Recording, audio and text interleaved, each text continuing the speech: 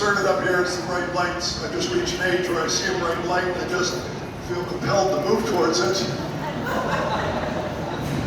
I'm 76 years old and I'm turning into a moth. They warn you about heart disease, they warn you about diabetes. Nobody tells you that when a flash goes off, you're going to move towards it and go, Grandma, is that you? I really am 76, by the way. If you don't believe me, I'll take off my underwear and you can count the rings. Each one tells a story. Here we are, Valentine's Day. Isn't this great? My wife is here. She's back here somewhere, is videotaping me. I said, honey, that's sweet. Is that so you'll have a remembrance of me? And she said, no, I'm just documenting your decline for the doctors. A lot of young guys and young ladies here for Valentine's Day. Oh, isn't that great, Valentine's Day, you know? You're young, you're in love, you still got your prostate. Yeah, when you're young, it's all high energy sex and everything, isn't it? Yes. She's swinging around on the ceiling fan, you're on the bed with no clothes going, I can hit that, I can hit that.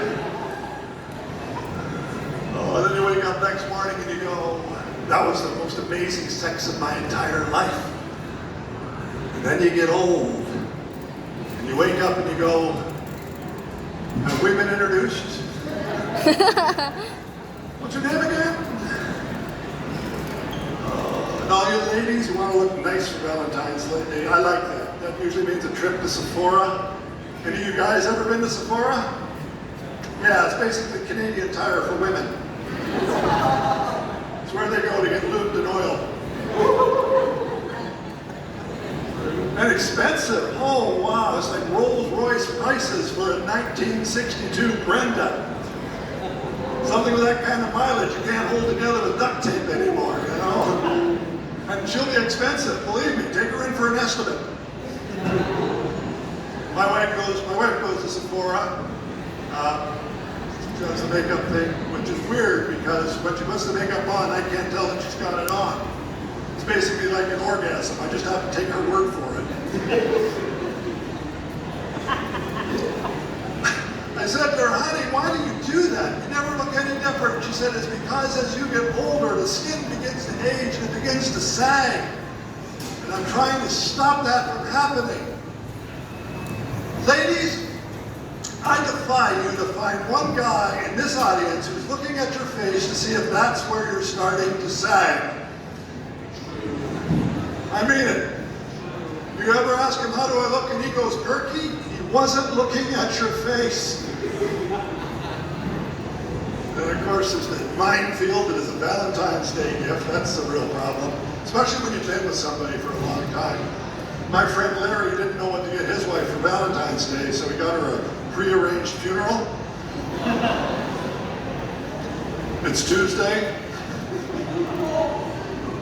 He's trying to return it, but he bought it on sale. Bit of an odd woman herself, really. She has double vision, so she has to wear corrective lenses, but she always takes them off whenever she has sex. Because she says that way it's like she's having a three-way. Which really pisses off Larry, because she always goes, the other guy was better. I didn't know what to give my wife. She's very hard to buy for because she gives terrible hints. Like last year, I said, what do you want? She said, well, I want something with a battery I can entertain myself with. Totally did not get iPad from that. Notice she didn't return it though. This year I sat her down and I said, honey, tell me what you want. Don't beat around the bush. You got that last year.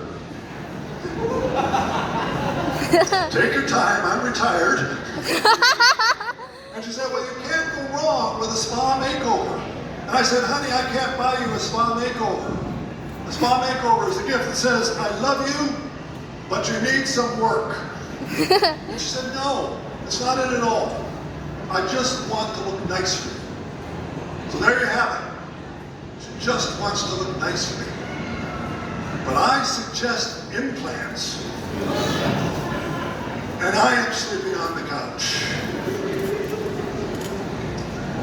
No, this is actually, rather last year, it was a big year for my wife and I. We have now been married for 53 years. Listen, she's just as surprised as you are.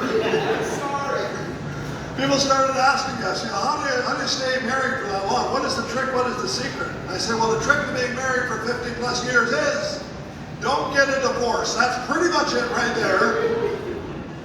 Of course, it helps if you really like each other.